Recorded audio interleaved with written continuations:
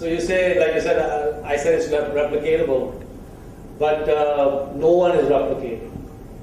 So it took me a long time to figure this out, and I'm just about getting close to figuring it out. So there is something strange in the human genome, and that something strange makes people, and the good news is we have some time, so I can give you my expanded answer. That makes people very much opposed to being intense copycats. So humans, most humans, do not want to do cloning. And they do not want to do cloning because they consider it beneath themselves. And of course, low-life people like me do not consider cloning beneath myself, and so I'm willing to do it. So to give you an example, if you look at a company like Microsoft, Microsoft isn't even that great a cloner because anything they work on takes them about 3 or 5 or 7 versions to get it right. It takes them a long time, but bottom line is that most of Microsoft's revenue comes from Windows, which was cloned, comes from Office, which was cloned. PowerPoint was actually bought from another company. Word was lifted from WordPerfect. Excel was lifted from Lotus, and so on and so forth. And even SQL Server was lifted from Oracle, and it just goes on and on. You can look at Microsoft Money. You can look at. Bottom line is that Microsoft isn't even that great a cloner, but it's one of the largest and most successful companies out there. You look at another company, and this is something that really perplexes me, is a company called Walmart. Sam Walton, founder of Walmart, the people who knew him well, they would not call him a brilliant man. He was not someone who would have been blowing off IQ tests, and I think most of the people in this room would have a higher IQ than Sam Walton. But Sam Walton, if he were alive today, he would have a net worth of about 150 billion. He'd be the richest person on the planet. And Walmart, for the first 20 years of its existence, did not come up with any innovation. All Walmart did was they looked at Kmart's model and they looked at Sears' model, and they replicated that model. That's it.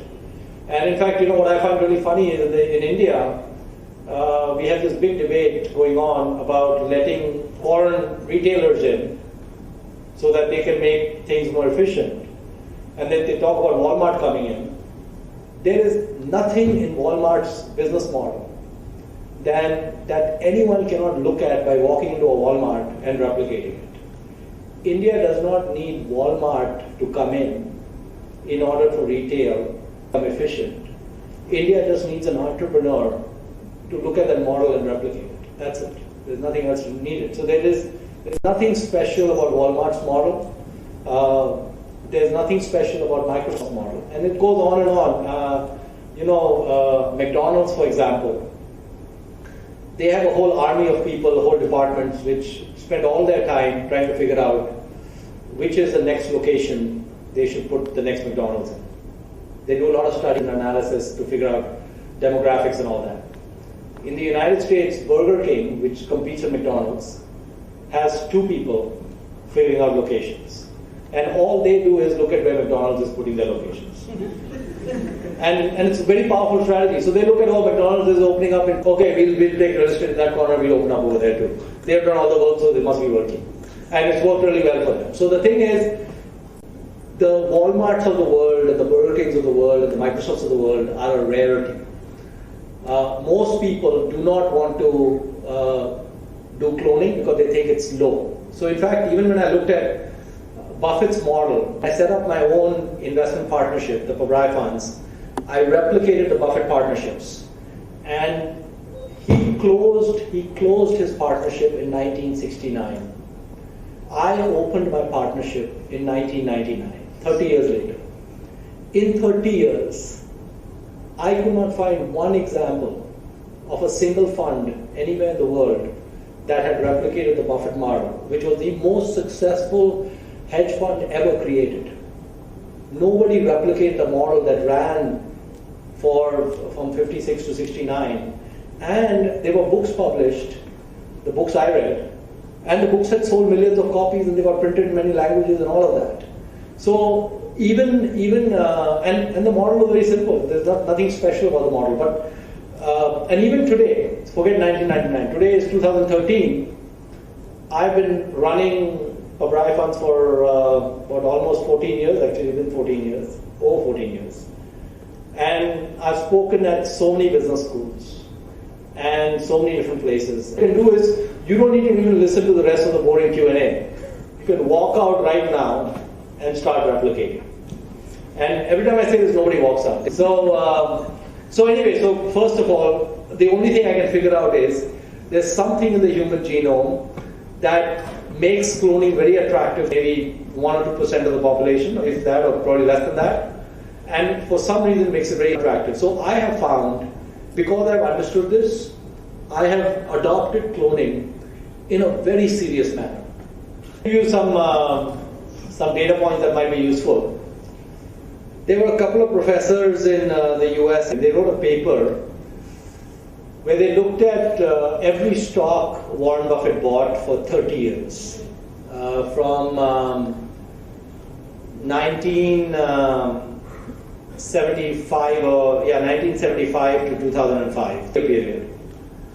And what they did is they did an analysis. They said that, okay, if you bought what Buffett bought, and you bought it after it was publicly known that he has bought it, and you bought it on the last day of the month that it was publicly known that he had bought it, and you bought it at the high price of the last day of the month, so the highest price it traded on that day, which means that you go and find the worst possible broker on the planet and say, please give me the worst possible price you can get, and I want to buy it at that price.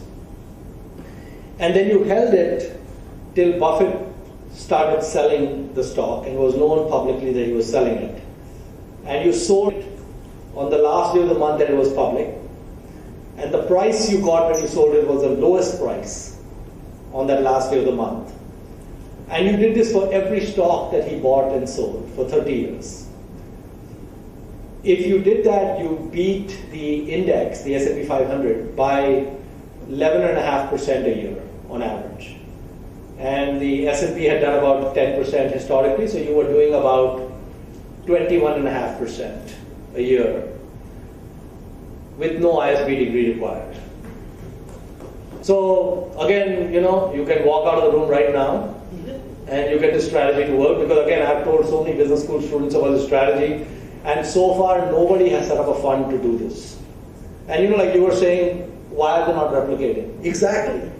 Why are they not replicating? It's still not too late.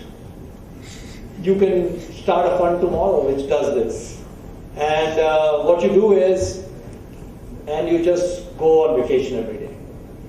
And then the last day of the month, you come back from the swimming pool and just look at, okay, has Warren Buffett bought anything? Oh, okay, he bought IBM. Okay, chalo, we'll buy IBM. Then you go back to your ocean surfing and swimming and whatever else you're doing in Goa till the end of the next month. And you're done. So the bottom line is that cloning, which I talked about, is a very powerful notion. Unfortunately, no business school professors have ever written any books on cloning that I'm aware of that are any good. And there are a few books on cloning, but they miss the point, I think. So bottom line is that so if you did what Buffett did, what these professors said you should do, what Buffett did, you are already beating the S&P by about 11 percentage points a year. Now, most of what Pa브라이 funds has done, at least for the last several years, is, in fact, if I look at my portfolio, almost everything that we own was copied from other great investor. But please don't tell anyone. Let's keep it a secret. Okay? Are we recording this? Vikram, are we recording this? Okay, so we just keep it for internal use. All right, don't put it on the web. We only want ISB to have an edge.